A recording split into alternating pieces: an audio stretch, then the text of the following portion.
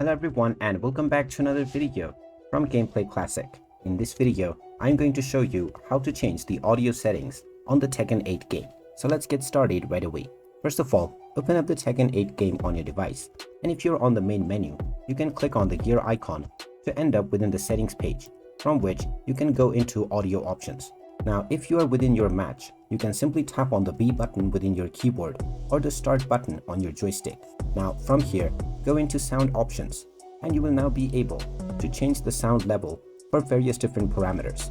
Now, just use the slider and slide it to the left or right in order to decrease or increase volume respectively.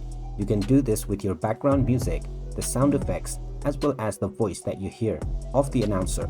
There is also environmental volume that you can change, and after changing all of these parameters, you can simply go back and enjoy your game with your changed audio settings right away.